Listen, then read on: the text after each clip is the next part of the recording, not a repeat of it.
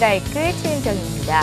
코스피 지수가 무려 40포인트나 올라오면서 단숨에 2020포인트를 회복했습니다. 올해 초였죠. 1월 2일 2020선을 회복한 이후 처음 있는 일이었는데요. 유럽과 미국에서 움직임이 불어와줬고 투자 심리가 개선이 됐습니다. 외국인 투자자들이 장 초반부터 현물 선물 시장에서 대거 주식을 사들이면서 지수는 위쪽으로 방향을 확실히 잡을 수가 있었는데요. 자, 오늘 분위기 굉장히 좋았습니다. 지금과 같은 분위기가 이어갈 수 있을까요? 시청자 여러분들 똑똑한 주식 투자하시기 위해서는 주식시저 스트라이크와 함께 하셔야 됩니다. 방송 들으시고 궁금한 점 생기실 수 있잖아요. 전화, 문자 열어놓고 있을 테니까 언제든지 문의 주시면 좋겠습니다. 전화는 02-3153-2631번 열려 있고요. 문자는 무료입니다. 013-3366-0110번 통해서 시청자 여러분들 궁금한 점 모두 다 집계하고 있겠습니다. 자, 그럼 본격적으로 수유래 감독님 만나볼게요. 소개합니다. 성장성이 전제된 섹터 및 종목을 통한 1차 필터링, 가치 분석과 결정적 모멘텀을 통한 2차 필터링으로 종목의 흐름 및 진행 상황을 추적 분석하고 매매 시점을 파악한다. 김영준 전문가의 성장가치 투자 전략, 지금 만나볼 수 있습니다.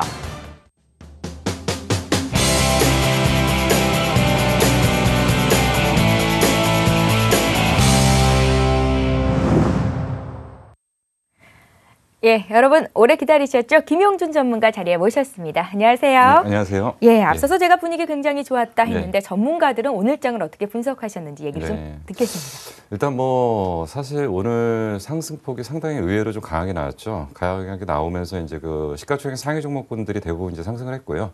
이제 차트에서 보시다시피 사실 그동안 굉장히 지루했던 어떤 거래소의 움직임을 이제 오늘 하루 만에 완전히 탈피를 하면서 이제 거의 전고점을 바라보고요. 그리고 이제 상장 이래 최고점에 거의 근접하는 어떤 근처까지 지금 진입을 할 가능성이 좀 있어 보이는데, 지금 이제 사실 오늘 거래소 하루만 놓고 본다면 거래소의 움직임은 굉장히 좋았다고 보지만 사실 그 전에 이런 부분들을 좀 체크를 하셨어야 될 것 같습니다. 사실 우리가 대형주 갖고 좀 헤매고 있는 동안에 코스닥 업종 지수는 상당히 좀 강한 움직임들을 좀 보였고 꾸준하게 상승을 했었죠. 그러니까 사실 이게 이제 지금 코스닥의 어떤 지수의 움직임인데, 사실 500포인트를 기준으로 굉장히 이제 불안한 심리를 좀 만들었다가 거기서부터 이제 올라왔는데, 이제 오늘 기준으로 이제 525포인트. 그러니까 500포인트 기준으로 한 25포인트 정도니까 굉장히 급등을 한 패턴들을 보였고요. 지금 이런 가운데서 종목들의 어떤 움직임들은 굉장히 활발했다. 그러면 앞으로의 장을 좀 어떻게 봐야 되느냐, 좀 생각을 좀 해봐야 되겠죠. 근데 지금 주변 여건들이 그렇게 썩 만만치는 않습니다. 몇 가지 좀 내용들을 좀 체크를 해봐야 될 필요가 좀 있는데요. 지금 이제 최근에 이제 국내 증시가 가장 힘들었던 국면을 연출했던 것이 이제 뭐니 해도 이 얘기를 안 할 수가 없습니다. 이제 환율 얘기입니다. 환율이 이제 언젠가부터 이제 나타났던 현상들이 사실 원고 현상, 원화의 강세 현상이 이제 지속됐고요. 그리고 이제 올해 대부분의 경제 분석 기관들에서 내놓는 자료들은 대부분 한 1,050포인트 정도를 분석 자료를 내놓고 있는데, 일부에서는 연말 정도에 가서는 1,000이 깨질 수도 있다라는 얘기들을 합니다. 근데 사실 제일 중요한 게 원달러 환율이 아니라요, 원엔 환율이라고 좀 얘기를 해야 되겠죠. 왜 그러냐면 우리나라의 모든 기업들의 수출 방향들은 일본 기업들과 상당히 좀 밀접하게 관련이 돼 있는데, 사실 그동안 일본이 안 좋았던 만큼 국내 시장이 좋았다. 그러니까 자동차가 좋았고요, IT가 좋았던 이유들 중에 하나가 결국은 환율의 덕을 좀 많이 봤었다라고 좀 볼 수가 있습니다. 근데 이러한 환율 환경이 지금 급격하게 악화되면서 사실 이제 원엔 환율이 이제 1,575에서 1,149까지 엄청나게 지금 원화와 엔화의 어떤 방향성들이 좀 크게 흔들렸던 부분들이 상당히 부담 요소로 작용하면서 이 기간 동안에 일본 시장은 긍정적으로, 국내 시장은 부정적으로, 그리고 계속 모든 분들이 고민을 했지만 왜 글로벌 시장은 좋은데 우리나라만 못 올라갈까? 그거에 대한 직접적인 원인은 여기서 찾으셔야 된다라고 좀 판단이 됩니다. 예. 물론 수급적인 부분에서 분명히 뱅가드라는 문제들도 있었고요. 펀드에 대한 어떤 정리에 일부 포트폴리오 정비 작업에서의 매물화되는 외국인들의 매도세도 있었지만은 결국 가장 결정적인 모멘텀은 결국 이 환율의 요소를 어떻게 부정할 수는 없는 거다. 그래서 결국 지금 전 세계는 지금 환율 전쟁입니다. 무슨 얘기냐면 결국은 자국의 이익을 위해서 통화량을 늘려서 자국의 수출 여건들을 개선시키려는 움직임들이 계속 진행되고 있고요. 최근에 이제 가장 문제가 되는 게 결국은 일본 문제입니다. 일본이 지금 미국의 무기나에서 이번에 사실 G20 정상회담에서 재정 장관회의에서 분명히 뭔가 나올 걸로 생각을 했죠. 분명히 뭔가 일본의 지속적인 통화량 방출에 대한 부분들에 제동이 나올 가능성이 컸다라고 봤는데 사실은 이런 부분들은 일정 부분 미국의 무기나에서 중장기적으로 엔저에 대한 방향들을 지속적으로 밀어주는 방향이 된다면 뭐 국내 시장에서의 환율 여건들은 굉장히 안 좋을 걸로 보이는 거고요. 결국 우리나라 역시도 똑같습니다. 분명히 지금 우리나라는 모든 사업의 구조 자체 그리고 기업의 모든 구조 자체가 뭘로 중심으로 돼 있냐면 수출 주도형으로 돼 있죠. 내수만 가지고 먹고 살 수 있는 나라가 있고요. 내수 이외, 뭐 중국 같은 나라들은 워낙 내수 시장이 크기 때문에 자체적인 내수 시장 갖고도 충분히 먹고 살 수 있다라고 보지만 우리나라는 수출이 아니고서는 그 전체적인 경기들을 유지하기가 어렵다라는 것이 가장 문제입니다. 근데 지금 이러한 방향에서 분명히 수출 주도 기업들에 대해서는 부정적인 여건들로 좀 나타나기 때문에 이런 부분들이 좀 단기적으로는 분명히 변수로 작용할 거고요. 부담 요인으로 작용했는데 이것이 단기 모멘텀으로 끝나고 중장기적으로 개선이 될 거냐. 뭐 지금 그렇게 보기는 좀 어려울 걸로 일단 보여집니다. 거기다가 단기적으로도 좀 부정적인 요소들이 좀 일부 작용을 하는 것 같습니다. 이제 뭐 얼마 지나서 이제 계속 이제 문제가 됐던 게 이제 미국 재정 지출 자동 삭감. 이게 무슨 얘기냐. 사실은 우리나라 것도 신경 쓰기 바쁜데 미국까지 신경 써야 되고 유럽까지 신경 써야 되고 일본까지 신경 써야 되고 중국까지 신경 써야 되니까 사실 주식 투자 문화가 굉장히 복잡해진 건 사실입니다. 근데 여기서 뭐를 생각을 해야 되냐면 미국이라는 나라는 항상 재정 적자를 내는 나라입니다. 재정 적자를 투자 수지로 커버를 해갖고 전 세계 경제를 돌리는 어떤 성장 엔진의 역할들을 하고 있는데 미국 같은 나라가 재정 지출이 삭감이 되게 된다면 결국 정부에서 풀 수 있는 자금이 없다는 얘기죠. 정부에서 풀 수 있는 자금이 없다라는 것은 그만큼 성장 엔진을 줄 수가 없는 부분이고요. 이런 부분들이 미국의 재정 적자 누적이 너무 크다 보니까 지금 문제가 생긴 건데 향후 이제 D-10일 정도라고 얘기를 하죠. 10일 안에 뭔가 어떤 방향들이 나와야 되는데 이들이 자동적으로 재정 지출을 삭감을 하게 된다면 그렇다면은 결국은 지금까지 유지했던 어떤 전체적인 금융시장에서의 어떤 통화 정책들 이런 것들이 좀 원활하진 않을 가능성이 좀 상당히 크다. 그래서 사실 미국 경제가 1% 줄어들면 우리나라는 어떻다. 그리고 실업률이 어떻게 되면 어떻게 된다. 근데 이제 미국에서도 이제 계속적으로 이제 그 이코노미스트들이 나와가지고 한다는 얘기들이 결국은 미국 시장의 상승, 미국 시장의 주택 지표들의 개선들은 어떤 실질적인 펀드멘탈의 변화라기보다는 결국 유동성에 의한 유동성 장세였다. 부동산 역시도 유동성 장세였고 주식시장도 유동성 장세인데 결국은 미국이 더 이상의 통화량 방출은 어려울 가능성이 있기 때문에 분명히 이제 곧 제동이 걸릴 가능성이 있다. 그러면 미국 재정지출 자동 삭감이라는 것이 만약에 실질적으로 진행이 된다라고 하면 국내 시장에는 타격을 미칠 것이냐 안 미칠 것이냐 고민을 좀 해야 됩니다. 고민을 해야 되는데 분명히 부정적인 요소입니다. 분명히 부정적인 요소이기 때문에 이 부분이 앞으로 결론이 어떻게 나는지는 잘 체크를 해보셔야 될 필요가 있는 거고요. 이거 그냥 단순한 문제는 아닙니다. 굉장히 복잡한 문제이고요. 무역 구조나 전체적인 환율 구조 여러 가지 구조들이 많이 엉켜 있는 부분들이기 때문에 이 부분이 과연 어떻게 앞으로 진행될 거냐에 대한 부분들은 앞으로 한 10일 정도의 변수가 있고 그래서 이제 오늘 일부 강하게 상승했을 때 일부 전문가들이 얘기하는 것들은 단기 고점에 근접했다. 뭐 각 증권회사에서 보고서 나올 때 고점이라는 얘기를 잘 안 하죠. 근데 최근에 이제 그 고점에 거의 근접했기 때문에 차익 실현에 나설 필요가 있다라는 얘기들은 결국은 이 부분에 대한 불안감을 표현을 하는 거라고 좀 보여지고요.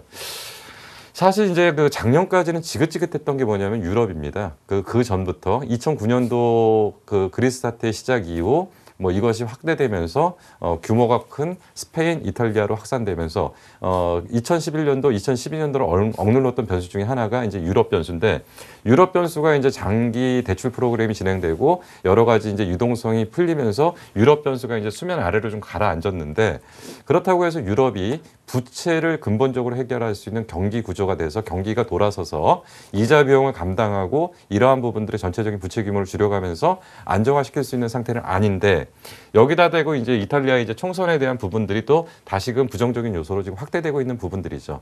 그래서 이 부분 역시도 분명히 부담스러운 요소입니다. 그래서 계속적으로 체크를 해야 될 게 뭐냐면 미국 변수와 유럽 변수는 최소한 마이너스 변수만 작용을 안 하면 됩니다. 그러니까 유럽 변수가 마이너스가 될 거냐, 미국 변수가 마이너스가 될 거냐. 근데 최소한 얘네들은 중간 정도에서 어떤 그 마이너스 변수가 아닌 플러스 변수로 작용하기는 어렵습니다. 그래서 마이너스 변수만 작용을 안 하면 된다는 거고요. 그리고 이제 남은 게 이제 가장 중요한 게 이제 중국 변수입니다.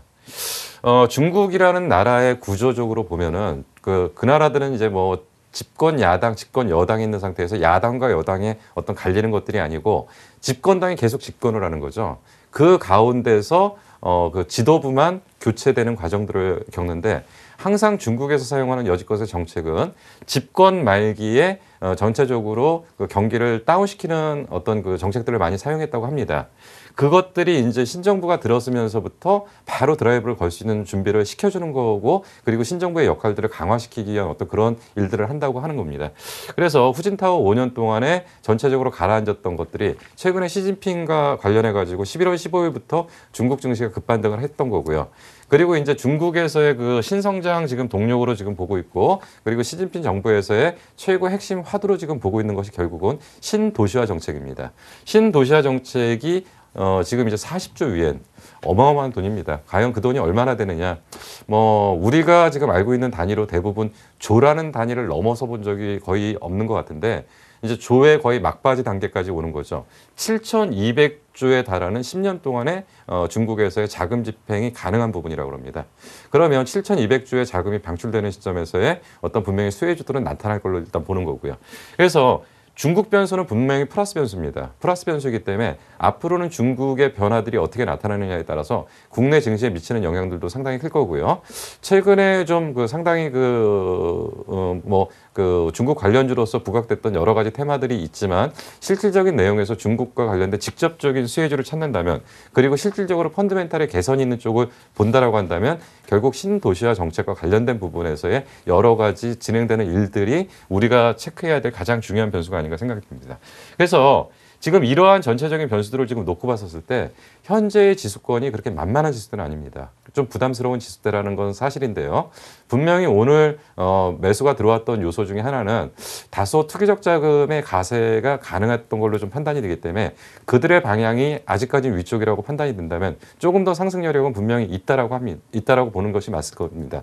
그러나 그 상승폭은 우리가 생각하는 것처럼 완전히 추세적으로 상승해서 본격적으로 상승하는 예전처럼 1000포인트부터 2000포인트까지 가는 본격적인 대세 상승이라고 보기는 어려운 거고요.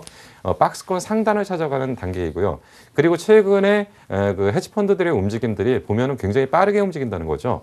짧게 들어와서 짧게 먹고 짧게 나가는 패턴들. 보통 예전 같은 경우는 헤지펀드들이 들어오면 3, 4개월 정도를 밀어붙였는데 요즘은 그렇게 못 밀어붙이더라고요. 한 달 이내에 정리하고 빠져나가는 구조가 대부분의 헤지펀드들의 모습이기 때문에 여기서 대형주 뇌동매매하거나 추격 매수하기에는 상당히 부담스러운 자리다.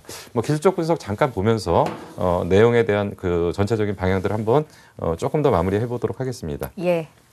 아까 말씀드린 게 이제 거래소 기준입니다. 거래소 기준에서 제가 연말에 말씀드렸던 부분 중에서 만약에 올해 연말까지 정말 많이 상승한다면 제가 처음에 제시해드렸던 가격대가 2,300포인트 정도를 말씀드렸죠. 왜냐하면 최고점, 상장일의 최고점을 찍었던 게 2,231포인트이기 때문에 이 자리를 대놓고 나오면 여기서 차익 매물만 나오는 거지 절대로 여기서 물량 정리를 못합니다. 그래서 항상 고점은 뚫어놔야지 추격 매수가 들어오거든요.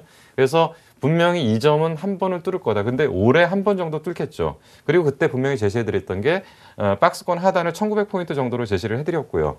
그래서 올해 지수 밴드를 크게 봤을 때는 1900포인트의 그 하단 밴드와 2300포인트의 상단 밴드에서의 그 안에서의 움직임입니다. 그렇기 때문에 밀려도 크게 밀릴 자리는 없습니다. 뭐 오늘 기준으로 2020포인트. 그러면 거꾸로 보면은 만약에 최악으로 벗어난다고 하면은 120포인트 정도 빠지겠죠. 근데 120포인트는 퍼센테이지로는 얼마 되지 않습니다. 근데 또 올라가 봐야 크게 올라갈 자리는 없어요. 그러면 이 전체적인 상황에서는 시가총액 200조 가까운 삼성전자가 끌고 가기엔 무리가 있을 거고요. 그리고 시가총액이 어느 정도 차 있는 종목들이 끌고 가기엔 분명히 무리가 있기 때문에 지수의 밴드. 그리고 오늘 같은 장을 어떤 관점에서 보셔야 되냐면 오늘은 특정 종목이 올라갔다라고 보기보다는 파생과 연결된 전체적인 그 바구니가 같이 올라갔다라고 좀 보시는 게 나을 거고요. 우리는 올해 좀 집중을 해야 될 게 계속적으로 강조드렸지만 이쪽 부분입니다. 거래소보다는 분명히 코스닥 쪽을 집중을 하셔야 된다는 말씀을 드렸고요. 코스닥의 지금 하단은 480포인트에서 540포인트의 박스권을 장기적으로 지금 이어가고 있는데 조금 길게 보겠습니다. 차트를. 지금 아까 봤을 때는 단기 급등이지만 이렇게 봤을 때는 급등이 없습니다. 뭐냐면 하단 여기죠. 지금 상단 여기죠. 이 장기 박스권을 지내고 있는 거고요. 물론 이 안에 시가총액들은 많이 변하고 있습니다. 예전에 시가총액 1위가 어느 종목이었다면 이제 어느 순간인가 셀트리온이 시가총액 1위가 됐고요. 최근에 그 바닥권에서 올라오는 서울반도체가 시가총액 비중이 상당히 올라가는 이런 구조만 지금 진행이 되고 있는데 결국 이제 박스권 상단을 올해는 저는 뚫을 걸로 지금 보고 있기 때문에 이쪽에서 좀 집중을 하셔야 된다는 거고요. 이런 패턴에서 중소형주의 강세는 올 한 해 동안에 지속적으로 진행될 방향이라고 말씀드리기 때문에 대형주 쪽보다는 중소형주 쪽의 종목 발굴이 우선적으로 필요하지 않은가 좀 생각이 듭니다. 시황 부분은 이 정도에서 마무리하고요. 뒷부분에서는 종목을 좀 집중을 해보도록 하겠습니다. 예. 자, 오늘의 급등세가 추세 상승으로 이어질 수만 있다면 물론 땡큐겠지만 그렇지 않을 거라는 말씀을 하셨습니다. 오늘은 파생 쪽에서 좀 많이 물량이 들어왔다 이런 말씀이셨는데요. 여러 가지를 짚으셨어요. 우리는 수출로 먹고 사는 나라인데 수출과 경쟁을 하고 있는 일본에서도 그 환율 엔저 현상은 계속해서 지속이 될 것이다. 그렇다면 코스피는 이제 박스권 상단 부근에 와 있는 거고 어떤 종목들로 수익을 낼 수 있을지 고민하고 계실 것 같습니다. 정답은 코스닥 중소형주라고 하셨는데요. 중소형주 중에서도 어떤 업종, 어떤 종목으로 집중을 해야 되는 건지 종목 얘기는 잠시 뒤에 이어가도록 하겠습니다.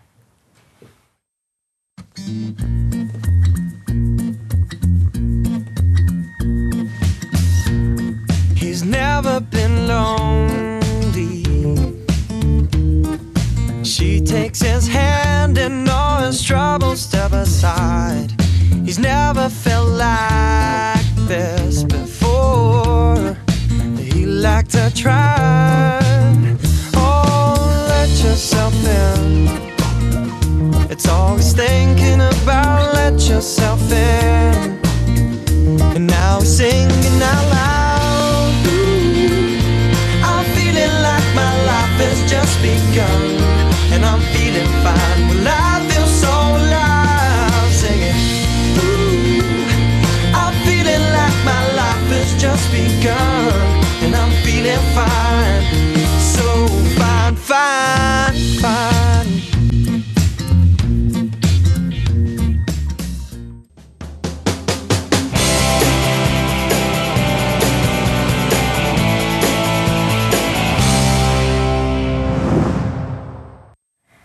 네, 김용준 전문가와 함께 시황 분석했고요. 이제 종목 얘기해 보겠습니다. 김용준 전문가님, 굉장히 논리적이세요. 저는 이해가 안 가면 정말 이거는 왜 그렇다는 거야 할 때가 많은데 오늘은 정말 이해가 잘 됩니다.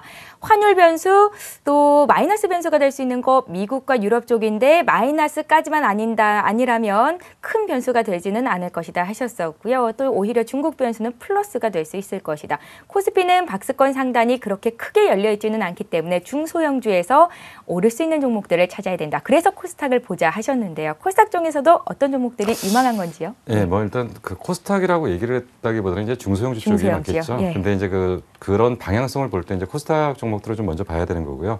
제가 이제 지난 시간까지 주로 말씀드렸던 거는 어떤 하나의 주제를 가지고서 그 성장성 안에서 핵심 종목들을 찾아가는 과정들이었다면 오늘은 어떤 종목을 놓고서 이 종목이 지금 왜 오르는지 아니면 앞으로 어떻게 오를 수 있는 건지 그런 변수들을 찾아가는 그런 과정으로 보시면 될 겁니다. 오늘 말씀해 주신 종목들이 추천주는 아니고 종목을 통해서 분위기를 보는 겁니까? 둘 다 성격을 같이 갖고 있겠죠. 예, 알겠습니다. 예. 근데 이제 너무 짧게 보기보다는 좀 길게 보시는 게 좀 맞을 거고요. 최근에 이제 한솔 테크닉스라는 주가의 움직임이 좀 상당히 좋습니다.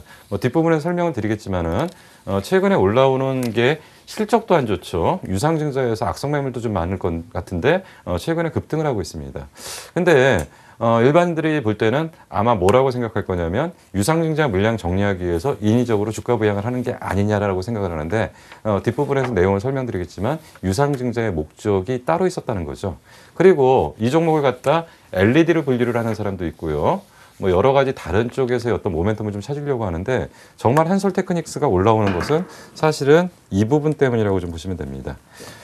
무선 충전 시스템.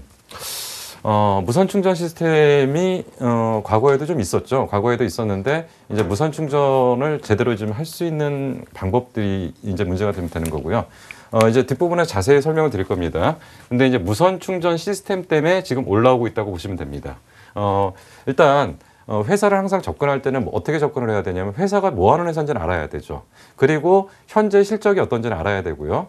그리고 이 종목의 가장 핵심 그 모멘텀, 그러니까 이 종목이 주가가 상승하기 위해서 무엇이 돼야지 주가가 올라간다라는 거는 파악을 하셔야 되고, 그래서 그것이 완성 단계에 들어갔을 때 그 종목에 대한 관심을 가져야 되는 거고요. 그러면 그 다음에는 여러 가지 기술적 분석과 매매 전략을 같이 가져가셔야 되는 거고요. 원칙 없는 주식은 항상 다치기 마련입니다. 그래서 그런 부분에서 먼저 개요부터 설명을 합니다. 한솔 테크닉스는 뭐 한솔 LCD, 그리고 뭐 그 전에는 뭐 어떤 그 다른 회사에서 한솔이 M&A를 해갖고 이쪽으로 만든 회사죠. 그래서 한솔의 첨단 소재 종합 계열사라고 지금 보시면 되고요. 제가 그 예전에 이제 그 패널을 설명하면서 많이 설명을 드렸죠. 그래서 이제 그 부분에 대한 부분은 좀 생략하고요. LCD의 BLU를 주력 사업을 했었습니다. BLU라는 건 결국은 앞에 그 패널 뒤에서 뭔가 빗을 쏴가지고 패널에 영상을 뿌려주는 역할을 하는 걸로 하고 지금 말씀을 드렸던 거고요. 이쪽 BLU 쪽과 파워 모듈, 그리고 인곳 웨이퍼 쪽에서는 LED 쪽의 인곳, 그래서 사파이어 웨이퍼 업체, 뭐 조금 이제 그 예전에 저의 강의를 다 들으신 분들은 이 얘기가 무슨 얘기인지 이해가 되실 겁니다. LED의 그 소재를 그 제일 처음에 만드는 기초 소재가 사파이어 인곳이라고 말씀드렸고요. 인곳 다음 단계가 웨이퍼 업체. 근데 한솔이 사파이어 웨이퍼 업체를 하나 인수를 해서 사파이어 웨이퍼 쪽에서의 LED 쪽의 방향을 신규 사업으로 진출을 했는데 아직까지는 별 재미를 못 봤습니다. 그리고 이제 태양광 모듈 쪽으로도 사업 영역을 넓혔지만은 태양광 역시도 유럽 경기에 억눌려 가지고 아직까지 재미를 좀 못 봤던 거죠. 그러니까 결국은 한솔 LCD가, 그러니까 한솔 테크닉스가 지금까지 했던 사업들은 과거에는 좋았는데 한 2년 동안에 급격하게 사업 환경들이 나빠졌습니다. 그래가지고 실적들이 굉장히 안 좋아졌어요. 그래서 이제 실적 부분을 좀 잠깐 체크를 하면요. 예. 2009년도, 2010년도까지는 굉장히 안정적인 실적을 유지했다. 매출을 2009년도에 1조 1,000억, 영업이익 112억, 순이익 200억. 근데 2010년도에 매출 1조 5천억에 영업이익 190억 올라갔죠. 그리고 순이익은 떨어졌습니다. 근데 문제는 뭐냐면 2012년부터죠. LED 업황, LCD 업황 전체적으로 업황 최고점을 찍은 게 2011년도 1, 4분기라고 보시면 되고요. 그 이후로 2012년까지 관련 업체들의 업황 사이클은 굉장히 악화됐다고 보시면 됩니다. 그래서 급격한 실적 악화가 아직까지도 진행 중입니다. 결국 2011년도에 매출은 9,600억에 영업이익 마이너스 300억, 순이익 마이너스 200억, 좀 타격이 컸죠. 근데 2012년도는 지금 예상치이긴 하지만 거의 부합할 걸로 예상이 됩니다. 매출 5,800억. 그러니까 매출 좋았을 때는 매출 기준으로 3분의 1 토막 정도가 났고요. 영업이익 마이너스 250억, 순이익 마이너스 330억. 그러니까 최악의 국면을 지금 지나가고 있다고 봅니다. 이럼에도 불구하고 지금 주가가 저점을 찍고 유상증자까지 한 400억대를 했는데 주가가 올라오더라는 거죠. 그래서 이게 진짜 뭐 때문이냐. 근데 이것은 결국 신규 사업에 대한 기대감이고요. 여기에 대해서는 무선 충전 사업. 그래서 아까 잠깐 차트를 보시면은 얘가 요즘 상한가도 가요, 가끔 이제 상한가도 가는데 여기서 보시면 한번 상한가가 느닷없이 들어왔죠. 느닷없이 한번 상한가가 들어오고 오늘 같은 경우에도 사실 자료 준비해서 오늘 좀 빠지길 바랬거든요. 왜냐하면 좀 타이밍을 좀 잘 잡아보려고. 근데 오늘 갑자기 또 느닷없이 세게 지금 치고 나오는데 그러면 이제 우리가 이제 무선 충전 시스템이라는 걸 조금 봐야죠. 그게 뭔지를. 그래서 이제 무선 충전 시스템이라는 게 과연 뭐냐. 무선 충전이라는 건 이제 결국은 이제 선이 없는 상태에서 충전을 하는 방식이고요. 지금 현재 나온 방식은 기술적으로 가능한 부분은 자기 유도 방식이라는 거와 자기 공명 방식, 그리고 또 하나의 방식이 있는데 그건 아직 좀 먼 얘기고요.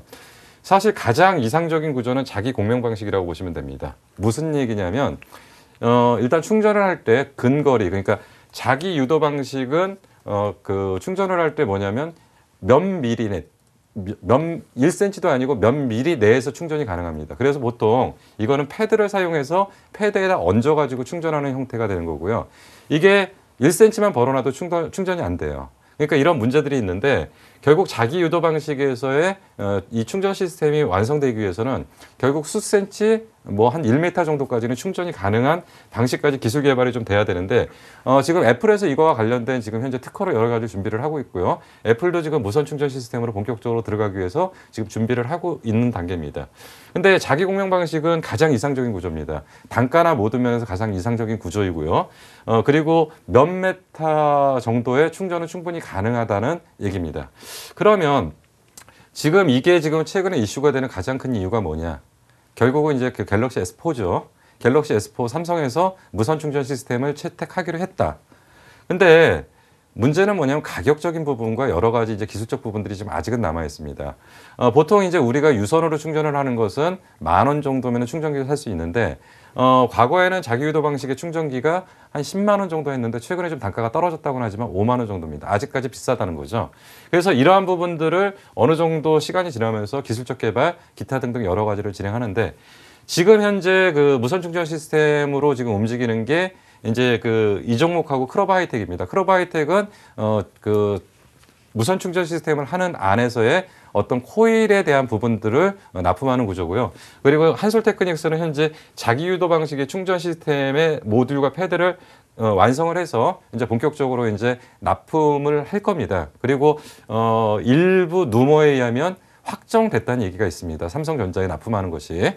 그래서 갤럭시 S4가 출시 시점이 언제냐? 뭐 지금 뭐 4월 중에 갤럭시 S4 출시된다는 얘기가 있습니다.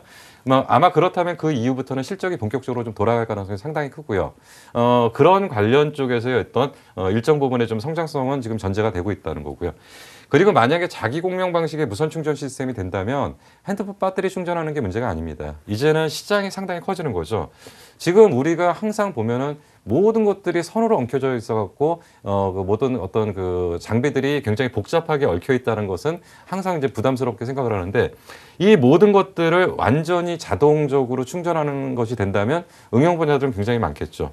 뭐 가전 쪽에서의 그 충전, 뭐 노트북에 대한 충전, 뭐 태블릿 PC 같은 경우도 뭐 들고 다니면서 충전, 기타 등등. 근데 이거보다 더 큰 게 이제 앞으로 생기겠죠. 그리고 이제 그 나중에는 인공위성에서 태양열을 쏴가지고 그걸 갖다가 충전하는 시스템까지도 지금 연구 개발 중에 있는데 만약에 그게 진행이 된다라고 한다면 결국은 전기차에 대한 충전 시스템의 부분을 해결할 수 있겠죠. 그렇다면은 앞으로 무선 충전 시스템은 이제 시작 단계인 거고 이것이 자리를 잡으면서 실질적으로는 실적들이 나오면서 진행되는 회사들이라면 이 무선 충전 시스템에 대한 시장성은 무궁무진할 겁니다. 그래서 지금 한솔테크닉스가 지금 올라오는 것이 최근에 올라온 폭은 상당히 부담스럽습니다. 최근에 올라온 폭은 상당히 부담스럽지만 결국은 이 종목은 장기적으로 꾸준하게 가는 종목이라고 좀 보셔도 될 거고요. 지금 무선 충전 시스템만 가지고서 좀 집중적으로 설명드려도 사실은 시간을 좀 많이 할애를 해야 되는데 지금은 한솔테크닉스라는 종목 안에서 무선 충전 시스템이라는 걸 연결을 하는 거고요. 아마 이제 또 한편으로 나중에 이제 어떤 현상이 벌어지냐면 무선 충전 시스템이라는 테마가 형성될 수도 있습니다. 근데 항상 전제가 되는 게 뭐냐면 일반인들이 접근하는 방식들이 문제가 뭐냐면 얘는 무선 충전 시스템 관련 종목이래. 그럼 역으로 여쭤보죠. 무선 충전 시스템에서 무슨 역할을 합니까? 라고 하면 그거는 모르시는 거죠. 그래서 항상 보면은 어떤 종목을 찾아낼 때는 그 종목에서 가장 핵심 기술을 갖고 있는 종목들, 변하지 않고 그리고 시장 진입이 커야 되고 기술력이 앞서야 되고 그렇다면 일시적으로 흔들린다고 해도 결국은 꾸준하게 가는 종목들이죠. 그래서 그러한 종목들이 사실은 상당히 시간을 갖고 보면 투자가 되는 거고 큰 수익들을 줄 수 있는 종목들이라고 보시면 되고요. 분명히 무선 충전 시스템의 한 축에서 한솔테크닉스의 역할은 확실하게 존재한다고 보시면 됩니다. 그래서 이 종목에 대해서는 이제부터 이제 관심을 가지셔도 되는 거고요. 뭐 최근에 올라온 것이 좀 부담스럽긴 하기 때문에 이제 뒷부분에 가서 기술적 부분과 매매 전략들을 같이 좀 한번 정리를 해보겠습니다. 예, 무선 충전 시스템이 보편화되면 성장성에 투자를 하게 되는 건데 그때가 빨리 왔으면 좋겠어요. 얼마쯤 투자해보면 좋을지 기술적인 분석 좀 해주십시오. 예. 사실 이제 그 한솔테크닉스가 이때까지는 좋았죠. 근데 이제 이때가 이제 정확하게 이제 2011년 초고 2010년도 말 정도 됩니다. 그래서 아까 말씀드렸을 때 LCD, LED 업황이 가장 좋았을 때가 2011년도 1, 4분기까지라고 하니까 선반영돼 가지고 주가가 장기 하락 국면을 겪었고요. 그리고 바닥에서 급격하게 한번 그 금융위기가 있으면서 저점을 한번 찍고 반등을 하는 척하다가 다시금 밀렸던 이유 중에 하나가 뭐냐면 여기서 이제 또 유상증자를 발표를 해버렸죠. 400억 정도의 규모를. 지금 그리고서 이제 그 상승 추세를 지금 복귀를 하고 있는 중입니다. 그래서 여기서는 지금 모든 과정들이 지금 거의 다 지금 그 진행이 됐다라고 지금 볼 수가 있는 거고요. 그 과거 이제 6만 원대 어떤 가격대를 가는 과정들에서의 지금까지의 어떤 가격으로 보면 아직까지도 바닥권에서 지금 탈피를 하지 못했다고 좀 보시면 되고요. 분명히 지금 최근에 올라온 것 때문에 단기 상승에 대한 분명히 가격 조정에 대한 가능성은 있습니다. 근데 아까 말씀드렸을 때 그러면 타이밍을 언제로 잡아야 되냐? 좀 조정을 받았으면 좋겠어요. 사실 오늘도 준비를 해오면서 좀 빠지길 바랬고요. 조금 더 흘러내리길 좀 바랬었거든요. 그래서 가격대를 나름대로 결정을 했는데 가격대를 좀 올려야 될 것 같습니다. 매수 단가를. 근데 분명한 거는 집중적인 매수 타이밍은 갤럭시 S4가 시작되는 시점이 아마 한솔테크닉스의 본격적인 상승 시점이 될 거고요. 이때는 아마 실적도 붙어서 나올 거라는 거고요. 그리고 이제 한솔테크닉스가 갖고 있는 사업 구조 전체적으로 보면은 구조 조정이 거의 마무리됐다. 악재를 대부분 해소시켰다. 아까 말씀드린 LED 쪽이나 LCD 쪽 다 지금 최악의 상황 지나서 지금 서서히 이제 개선되고 있고, 그리고 지난 시간에도 말씀드렸지만 패널 업체는 올해 좀 잘 보셔야 된다고 말씀드렸죠. 거기다가 이제 태양광 쪽은 유럽 쪽의 어떤 문제들을 대부분 해소했기 때문에 태양광에 대한 새로운 어떤 변화들도 좀 생길 거고요. 그러면 태양광, 패널, 그리고 무선 충전 시스템 이런 사업 구조를 갖고 있는 상황에서는 일단은 긍정적으로 좀 봐야 되고 장기 성장성은 분명히 담보가 되고 있다는 거죠. 그러면 이걸 얼마 정도에 좀 사면 좋을까? 원래는 지금 가격대 기준으로는 한 16,000원에서 17,000원 정도를 오면은 그냥 눈 감고 좀 들어가겠어요. 지금 한솔테크닉스는. 근데 지금 오늘까지 올려놓은 걸로 봤을 때는 그 가격이 좀 오기는 쉽지 않을 거라고 좀 일단 판단이 되는데요. 오늘 종가가 얼마였어요? 오늘 21,000원, 21,300원입니다. 예. 21,300원인데 저는 사실 어제 음봉을 크게 떨어뜨려가지고 오늘 누를 줄 알았죠. 당연히. 그럼 누르면은 일단은 박스권 상단이 예전에 작용했던 게 이제 17,000원 정도니까 이 정도 가격대는 충분히 우리가 잡아낼 수 있다라고 판단이 됐는데 지금 이 가격까지 지금 오기는 힘들 것 같고요. 거꾸로 이동평균선 올라올 때까지 옆으로 붙일 가능성이 좀 있다는 거죠. 그러면 가격대 기준으로는 조금 더 상향 조정을 해가지고 어쨌든 조정받고 들어가셔야 됩니다. 결대로 주식을 추격 매수를 해가지고는 수익을 낼 수가 없기 때문에 일단 가격대 기준으로는 우선적으로는 18,000원 정도로 매수가를 제시를 해드리고요. 손절가는 중장기 이동평균선이 무너지는 16,000원 이탈 시 일단 손절 라인을 잡도록 하고요. 그리고 단기 목표가는 좀 길게 본다고 하면은 조금 더 보겠지만 이제 중기적으로 봤을 때는 25,000원대 매물들이 꽤 있더라고요. 그래서 25,000원 정도를 중기 목표가 정도로 해서 이 종목을 접근을 하시는 게 좀 좋을 것 같습니다. 예. 한솔테크닉스 하면 왕년에는 뭐 LED 주자 여러 가지로 불렸었는데 이제는 확실히 무선 충전주다 하면 될 것 같고요. 성장성을 본다면 지금 가격대 물론 저평가돼 있다라는 말씀이었습니다. 정리를 해봤고요. 휴대폰뿐만이 아니라 태블릿 PC, 노트북까지도 그 영역이 확장될 수 있겠다 기대가 되는 종목입니다. 한 종목 더 있으시죠? 예, 슈프리마인데요. 일단 시간 관계상 좀 빠르게 진행을 해야 될 것 같습니다. 슈프리마 하면은 바이오 인식업체로 분류를 하는 거고요. 뒷부분에서 조금 정확하게 설명을 드리겠습니다. 그 슈프리마는 바이오 인식 솔루션 및 시스템 업체다. 그러니까 우리가 흔히 많이 보는 지문 인식 도어록 이런 것들 많이 보시죠. 그러니까 보통 이제 가정집은 아직은 설치가 보편화되지는 않았는데 일반적으로 사무실 쪽에서는 이런 것들을 좀 많이 설치를 하고요. 그리고 이제 이게 근태 관리 쪽까지도 이제 영역이 좀 확대되고 있죠. 사실 삼성 SOL 독점 공급하고 있고요. 그리고 이제 최근에 또 이슈가 되고 있는 부분이 이제 홍채 인식입니다. 조금 더 바이오 인식 쪽을 확대해서 지문 인식을 넘어서 홍채 인식 시스템까지 지금 얘기가 나오고 있고요. 기타 등등 사업의 영역은 전자 인증 주민증, 지문 나이브 스캐너, 기타 등등 여러 가지 바이오 인식을 통한 여러 기기에 지금 적용을 좀 확대하고 있다라고 지금 보시면 됩니다. 매출 구성을 보시면 전체적으로 바이오 인식 시스템에서 50% 정도 차지를 하고 있고요. ID 솔루션에서 24%, 그리고 바이오 인식 솔루션에 17%. 제품 및 기타 용역에서는 미미한 4% 정도의 어떤 매출 구성을 좀 갖고 있다고 보시면 될 겁니다. 실적 봐야죠. 슈프리마 같은 경우는 지금 실적이 개선 중에 있습니다. 확실하게. 바이오 인식 쪽에서는 슈프리마가 단연 1등 탑픽인가요? 아, 그렇죠. 예. 2009년도에 안정적이었고요. 2010년도부터 2011년도까지 실적이 좀 안 좋았습니다. 이제 실적을 보시면 2009년도에 매출 한 280억에 영업이익 100억, 순이익 99억 정도를 냈는데 2010년도부터는 매출은 늘어나는데 영업이익은 떨어지고 있는 구조죠. 그래서 2010년도에 매출 340억에 영업이익 85억 떨어졌죠. 순이익도 좀 떨어지죠. 2011년도 매출 430억, 매출은 역시 늘어났는데 영업이익은 55억, 순이익은 61억. 근데 2010년과 2011년이 이럴 수밖에 없었던 게 뭐냐면 결국 이들이 미국과 특허 분쟁이 좀 있었습니다. 특허 분쟁이 있다 보니까 소송 비용이 들어가고요.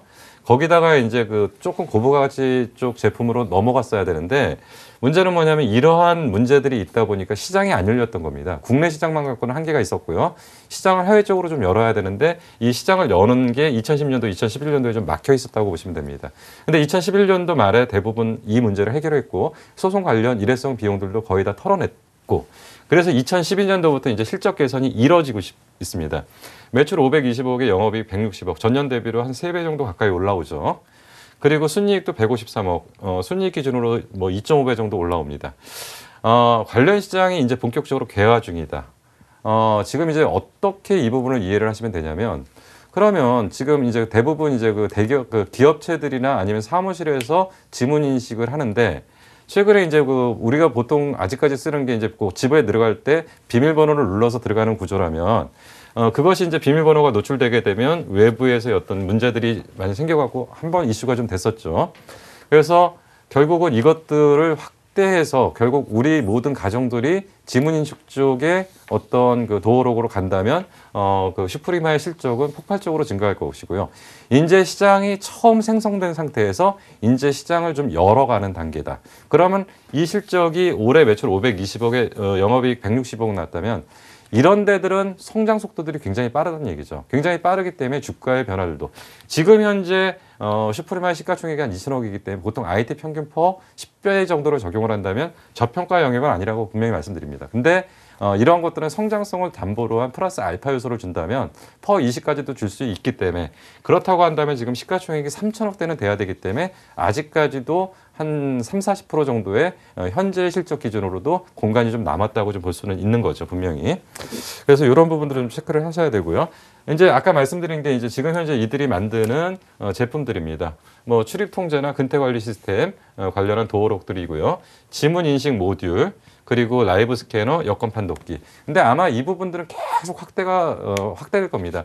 뭐 지금 일부 스마트폰이 지금 고가로 가다 보니까 스마트폰에 대해서 지문 인식을 도입하려고 하는 방법들도 있고요. 하여튼 뭐 시장을 지금 열어가는 단계이기 때문에 뭐 기술이 있고 하기 때문에 언제든지 가능하고요. 그리고 해외 시장도 지금 굉장히 많이 열려 있습니다. 뭐 인도 시장이라든지 뭐 기타 등등 최근에 어떤 기사들을 검색을 해보면 계속적으로 지금 시장을 열어가는 단계이기 때문에 이러한 성장 속도들은 계속 전제가 될 가능성이 좀 상당히 큽니다. 이 종목 역시도 이제 그 좀 길게 차트를 한번 좀 봐봐야 될 필요가 좀 있죠. 예, 저평가는 아니지만 성장성이 남아 있다. 한 지금 주가에서 30-40%더 보면 될까요? 이제 그 투자를 얼마나 할 거냐가 문제죠. 네. 그 짧게 할 거라고 한다면 뭐 단기 매매 관점에서는 좀 어려울 거고요. 길게 본다라고 하면은 어쨌든 저는 올해 안에 상장일의 최고가를 찍을 거라고 보거든요. 31,000원대까지요? 예, 상장일의 최고가를 찍을 거라고 보는데 사실 이때 이제 신규 상장을 했습니다. 신규 상장을 해갖고 기대감 때문에 이제 폭발적으로 증가를 했다. 아까 말씀드린 것처럼 결국 특허 분쟁 관련해가지고 중장기적으로 굉장히 어려운 시기를 좀 보냈죠. 물론 실적도 안 나왔을 뿐더러 더더군다나 문제가 되는 게 불안감이었던 거죠. 항상 시장은 불확실성을 싫어하기 때문에 불확실성이 있는 국면에서는 주가가 좀 올라가기 힘든 거고 이제 이것이 대부분 마무리된 게 아까 말씀드린 게 2011년도 말이라고 했으니까 2011년도 말을 기점으로 해서 주가의 어떤 변화들이 보이고 있습니다. 주가의 변화가 이제 상승세로 진행되면서 긴 횡보, 한 단계 더 상승, 긴 횡보, 지금 다시 상승을 하려고 하는 어떤 조짐들. 근데 이것들은 이제 실적과 맞물리는 겁니다. 그럼 작년 실적이 한 150억 정도 순이익을 냈다면 올해 실적을 어느 정도로 볼 거냐. 물론 뭐 100%씩 성장하지는 못하겠죠. 근데 상당히 큰 폭의 어떤 성장이 예상이 되고요. 왜냐하면 그런 것들이 전제가 되는 게 뭐냐면 시장을 이미 그만큼 열어놨다는 겁니다. 그만큼 열어놨기 때문에 올해는 거기에 대한 매출이 가세가 되게 된다면 뭐 중장기적인 성장 모멘텀은 충분히 가능하다고 지금 보기 때문에 결국은 이제 그 아무리 좋은 주식도 매매를 잘해야 되겠죠. 종목들 좋다고 해서 대부분 추격 매수했다가 단기 고점 걸려가지고 결국 간신히 자기 가격 회복해서 빠져나왔다. 뭐 그러면은 일단은 이제 그 또 한 번 좀 어려운 고비를 겪었는데 제가 과거부터 봤던 것들은 일단 18,000원 라인입니다. 18,000원이 이탈하면서는 이건 무조건 손절을 했어야 되는 거죠. 그리고 나서 결국은 박스권의 지지선을 돌파하기 전까지는 매수를 하면 안 되고요. 그래서 거꾸로 보면은 첫 매수 자리는 이 바닥에서 이게 저점인지 물론 앞으로의 성장성을 담보로 해서 무한대로 빠지면 빠질수록 계속 물량을 늘릴 수 있는 우리가 펀드 매니저라면 계속 사들이면 되겠죠. 근데 제한된 자금을 가지고 매매를 하는 분들이라면 이렇게까지 못할 겁니다. 그렇다면은 밀릴 때 사거나 하는 게 아니라 완전히 바닥을 탈피하고 확인되는 시점. 18,000원. 예, 그럼 거꾸로 보면 18,000원 정도가 첫 매수 자리라고 보는 거고요. 그러면 지금 가지고 계신 분들 기준에서는 이걸 팔아야 되는지 사놔야 되는지 고민이 좀 되시겠죠. 근데 주식이라는 건 항상 올라간다고 해서 계속 올라만 갈 수는 없거든요. 확인 작업을 한 번씩은 해야 됩니다. 분명히 확인 작업을 해서 저점에 대한 분명히 바닥 확인을 좀 해야 될 겁니다. 그래서 그러면 여지껏 강력한 저항선으로 작용을 했던 것이 18,000원, 그리고 내려오지 말아야 될 가격이 18,000원. 그럼 요번에는 내려오지 말아야 될 가격이 18,000원이 되겠죠. 그래서 매수가는 18,000원을 기준으로 보시면 될 겁니다. 18,000원이 이탈된다면 이거는 여기서 우리는 매수 타이밍을 잡는데 18,000원이 일시적으로 이탈할 수는 있겠죠. 그래서 일시적으로 이탈하지 않는 범위라고 본 관점에서 좀 접근을 해야 될 거고요. 그래서 일단 매수 구가는 18,000원을 이제 여기서 분명히 좀 제시를 해드리죠. 이제 18,000원 되면은 매수를 좀 해볼 자리다. 근데 손절 라인은 뭐냐면 어쨌든 간에 기술적 매매를 할 수밖에 없는 상황이기 때문에 차트를 볼 수밖에 없습니다. 그래서 차트를 볼 때는 17,000원 정도의 차트를 좀 봐야 될 좀 필요가 좀 있는데요. 지금 이제 보통 이제 이동평균선을 계산하는 방법에 있어서 추세가 무너진다라는 얘기를 하죠. 근데 상승 추세와 하락 추세라는 방향들을 좀 분명히 봅니다. 근데 18,000원을 잡았는데 이 추세대가 무너진다면 이거는 흔드는 것이 아니고 추세가 무너진다라고 보기 때문에 17,000원은 무너지면 안 됩니다. 그리고 일단은 봤을 때는 이 종목들은 이제 분명히 이제 1, 4분기가 지나고 2, 4분기가 지나면 실적에 대한 성장 속도는 분명히 나타나기 때문에 결국은 과거의 가격들을 하나씩 베껴 나가는 것들이 분명히 한 단계 한 단계 진행 과정들이라고 일단 예상이 됩니다. 그래서 우선적으로는 지금 딱 주봉상으로 봤을 때 모든 저항선으로 볼 수 있는 게 이제 한 22,000원 정도 되겠죠. 그래서 22,000원은 분명히 돌파가 된다라고 좀 보셔야 될 좀 필요가 있습니다. 그래서 22,000원을 돌파하는 24,000원 정도가 이제 우리가 이제 단기 목표가로 좀 제시를 하고 매매 방향을 좀 봐야 되는데, 근데 너무 서둘러서 매매하시면 안 됩니다. 왜냐하면 이런 종목들은 사실은 차트로 봤을 때는 잘 올라왔거든요. 근데 실제 실전에서 안에 들어가서 사각 갖고 있으면은 꼭 옆에 종목은 날아가는데 내 종목은 안 움직이는 것 같거든요. 그래서 굉장히 불안감에서 결국은 버티다 종목을 교체하는 우를 범하는 경우들이 좀 상당히 많은데, 그리고 최근에 어쨌든 16,000원부터 올라와서 2만 원 정도까지 올라왔기 때문에 가격상으로는 4,000원 이상 떴고요. 퍼센테이지로는 한 25% 정도 떴거든요. 그렇다면 아무리 좋은 주식, 근데 이게 시가총액이 그래도 코스닥 종목에서는 몇이 차지하는 종목들이라면 이게 그냥 여기서 또 연달아서 양봉을 갖다 붙이면서 쭉쭉쭉 가기에는 분명히 한계가 있으니까 눌림목이 분명히 들어간다라고 좀 보실 필요가 좀 있고요. 그런 눌림목 관점에서 좀 보실 거고요. 그렇지만은 대전제가 되는 부분들이 뭐냐면 앞으로의 성장성을 좀 많이 봐야 된다. 결국 제가 지금 여지껏 종목들을 대부분 말씀드렸던 방향들은 어느 방향이냐면 아무리 실적이 현재 좋다라고 해서 그것이 되는 건 아니죠. 실적 좋은 거는 이미 재무제표를 볼 줄 아는 사람들은 다 알고 있다는 얘기죠. 그러면 과거의 실적이 안 좋았던 게 앞으로 좋아지는 게 가장 좋은 거죠. 그러니까 앞으로 실적이 좋아질 수 있는 종목을 찾아내는 거. 결국 이게 지금 포인트라고 지금 보시면 됩니다. 근데 그러면 실적이 앞으로 좋아지는데 앞으로 더 좋아질 거를 찾아내야죠. 되는 거죠. 그러니까 여기까지가 실적의 한계치이고 더 이상 성장을 못한다고 한다면 분명히 그 전에 주가는 꺾입니다. 근데 앞으로 좋아지고 더 좋아지고 더 좋아지는 거. 그래서 항상 주식을 기본적으로 접근할 때 전제가 되는 게 과거의 데이터 그리고 우리가 알고 있는 일상적인 어떤 펀더멘탈을 가지고는 절대 주식시장에 접근하시면 안 되고요. 성장성이 어디서 나올 거냐? 이 성장성이 정말 사실이냐? 그리고 이 사실인 성장성이 구체화되는 시점이 언제냐? 이런 부분들을 항상 체크를 해야 된다는 말씀들을 드렸고요. 그런 측면에서 아까 분명히 말씀드렸던 무선 충전 시스템.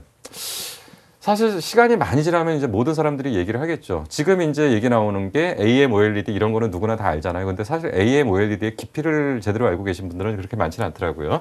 근데 이제 무선 충전 시스템이나 지금 이제 슈프리마에서 얘기하는 바이오 인식, 그러니까 어떻게 보면 융합이죠. 그러니까 이것과 이것을 연결하는 융합, 그래서 바이오 인식.